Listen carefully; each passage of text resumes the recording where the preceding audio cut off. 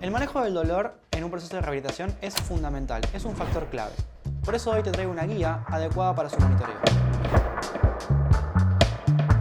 El semáforo del dolor es una herramienta visual y práctica tanto para terapeutas como para pacientes. Esta metodología es muy útil para identificar las señales del cuerpo durante el ejercicio que se le esté brindando, durante la terapia manual o durante cualquier tipo de intervención que se esté efectuando en la terapia. Es por esto que ofrece una posibilidad adecuada al manejo del dolor y la exposición gradual al movimiento de manera progresiva, promoviendo un equilibrio entre lo que es la protección y la exposición cada vez a un poco más de carga. Colores del semáforo y sus significados. El verde significa que todo está bien y que podemos continuar con la actividad. En este punto, el dolor es leve y se manifiesta más bien como una molestia tal vez o como un dolor tolerable, que no se incrementa significativamente durante la actividad. Algunos indicadores a tener en cuenta es que en una escala de 0 a 10, siendo 0 no hay dolor y 10 el peor dolor que has sentido, este parámetro nos mantiene dentro de un 0 y un 3. Puede existir una sensación de incomodidad tolerable, por eso es importante explicarle al paciente previamente la escala del dolor para que nos pueda indicar dentro de qué parámetro se encuentra, y normalmente no debería haber inflamación o sensación de rigidez significativa luego de la actividad. Cuando nos encontramos en este color, la recomendación es que no se debe detener la actividad, sino todo lo contrario, podemos progresar. Pero dicha progresión siempre debe ser dentro de los parámetros de la tolerancia del paciente y de manera segura. El color amarillo es más de precaución, de evaluación y quizás algún que otro ajuste. En este punto, el dolor puede aumentar moderadamente durante la actividad, sin embargo, mediante algunos ajustes puede ser tolerable y no se manifiesta intensamente después de la actividad o no persiste en el tiempo. En este punto, usando la misma escala, que va de 0 a 10, el dolor se encuentra entre los parámetros de 4 a 6. Es importante avisarle al paciente que pueden existir molestias post-ejercicio, pero deberían desaparecer dentro de las próximas 24 horas y no incrementarse en las próximas 48 a 72 horas. En caso de que algo así suceda, por ejemplo, que hagamos una actividad y pasadas las 48 horas el dolor persiste igual o aumenta, quiere decir que probablemente tengamos que hacer algún ajuste en la carga porque nos hemos excedido.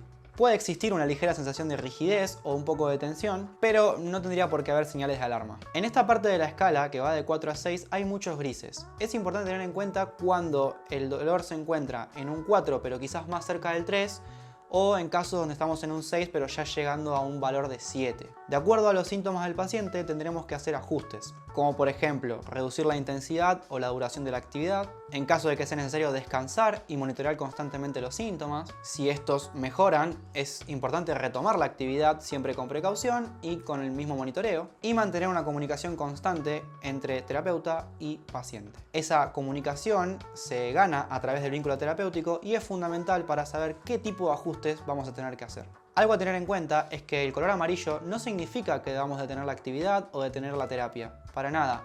Lo que significa sencillamente es que hay que estar atentos ante la posibilidad de generar algún ajuste, nada más. En el color rojo ya hay que estar mucho más atentos. En esta ocasión sucede que el dolor es muy intenso, ya toma valores más altos de 6 y se mantiene después de la actividad o incluso empeora con el tiempo. Siguiendo con la misma escala de 0 a 10, en esta ocasión nos encontramos con valores que superan el 6, es decir que se encuentran entre 7 y 10, siendo 10 el valor más severo, por lo que hay que estar muy atentos porque es un factor indispensable para detener la ejecución de la actividad. Acá pueden aparecer síntomas adicionales, es decir, síntomas que antes no estaban y ahora están ante la ejecución del ejercicio. Puede aparecer inflamación, calor local y hasta incluso pérdida de la función. Y por último, otro factor a considerar es que el dolor persista con la misma intensidad o que no baje de 7 en las próximas 24 a 48 horas. En relación a las recomendaciones, en este momento es importante sí realizar ajustes o en algunos casos modificar el ejercicio para que pueda ser tolerable. Es importante evitar aquellos movimientos que exacerben el dolor y siempre reevaluar para ver cómo responde la estructura ante la demanda a la que se está exponiendo. Y en algunos casos también, si el dolor persiste durante mucho tiempo y nos encontramos ante una situación donde no sabemos por qué puede estar pasando, puede ser útil un estudio complementario. ¿Cómo implementar la guía del semáforo? Lo fundamental e indispensable es, en principio, educar al paciente. Es importante explicarle que debería interpretar el dolor más bien como una señal protectora y no tanto como un daño. Y gracias a esto se puede llegar a fomentar la confianza en su capacidad para progresar en la rehabilitación. Siempre registrar y monitorear el dolor, llevar un control ya sea escrito o en un Excel o en algún tipo de elemento que utilices para el control de tus pacientes, y que a su vez ese control sea en el durante, en el antes y en el después de la actividad, o en el antes, en el durante y en el después de la sesión. Este control también te permitirá poder enseñarle a tu paciente o demostrarle que el dolor se encuentra cambiando durante el proceso. Y nos permitirá también salir de esta sensación de sí, creo que me duele un poco menos, o sí, creo que me duele un poco más, o me siento igual. Teniendo un valor numérico podemos estandarizarlo, podemos tratar de objetivarlo un poco, a pesar de que sabemos que el dolor es obviamente una experiencia subjetiva. El hecho de poder poner un número, un valor numérico, nos permite tener un control más adecuado y que el paciente también pueda ver las fluctuaciones de los síntomas. Es importante también mantener una progresión gradual, aumentar las cargas y actividades dentro de los límites que siempre te permitan estar dentro del color amarillo o verde. Y dentro de esta exposición gradual, priorizar aquellos movimientos o ejercicios funcionales que se adecúen o se adapten a las necesidades específicas del paciente y que sean también útiles para sus actividades de la vida diaria. Otro factor a considerar para la aplicación de la guía es el trabajo multidisciplinario. En algunos casos, no en todos, puede ser útil trabajar con otros profesionales como por ejemplo psicólogos. Esto es así ya que el dolor persistente se acompaña muchas veces de factores psicosociales, como puede ser catastrofismo, hipervigilancia, kinesiofobia, entre otros. Acá te dejo un ejemplo práctico de la utilización de la guía, una situación clínica muy sencilla. Si te interesa, ponle pausa y analizarlo por tu cuenta. Si te gusta lo que estás viendo, dale like y suscríbete. Dale. Ahora bien, más allá de la guía del semáforo, es importante tener en cuenta que uses la metodología que uses, hay algunos factores fundamentales en el monitoreo del dolor. Uno de los principales es el factor tiempo.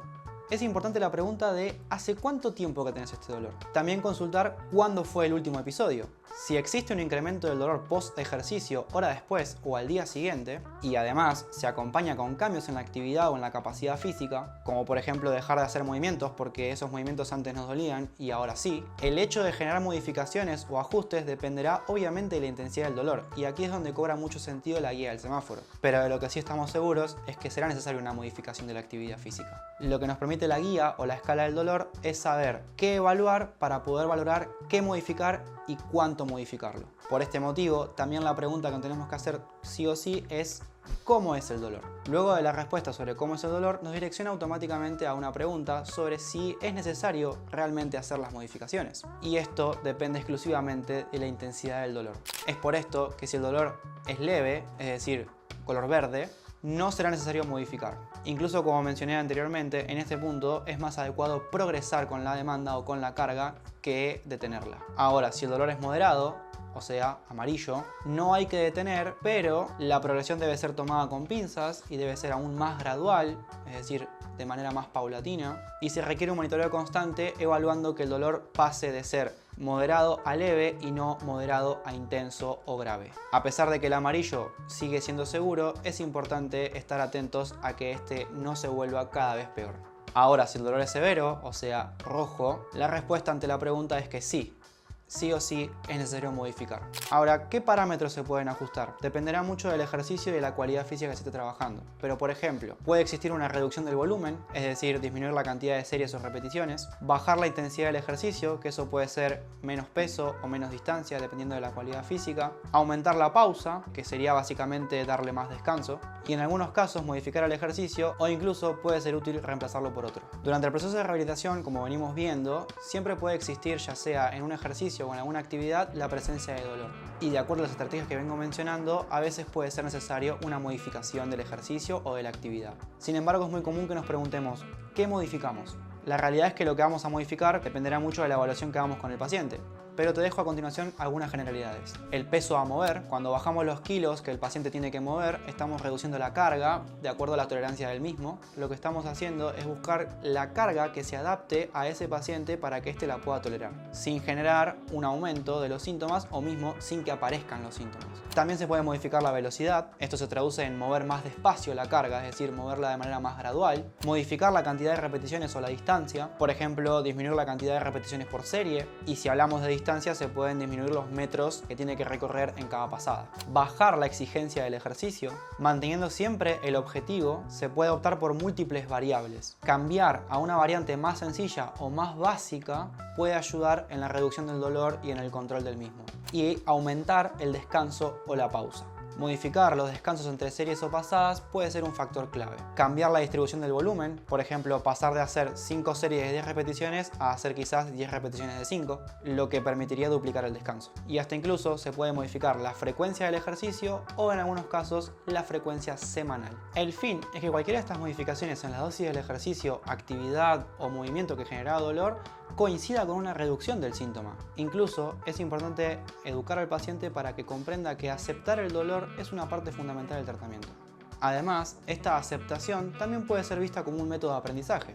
¿Por qué? Porque nos permite encontrar nuestro límite de tolerancia, nos permite también reconocer cuándo es importante parar o hacer menos, nos enseña también a que dolor no es igual a daño y que muchas veces podemos seguir el movimiento, y nos enseña a aplicar lo aprendido en experiencias futuras. En el contexto kinésico, el semáforo del dolor no solo es una herramienta educativa, sino también un enfoque práctico para manejar el dolor y guiar el proceso de tratamiento. Si te interesa profundizar en el tema, te dejo en la descripción el link del sitio web donde vas a encontrar el blog para poder tener la información detallada sobre este tema.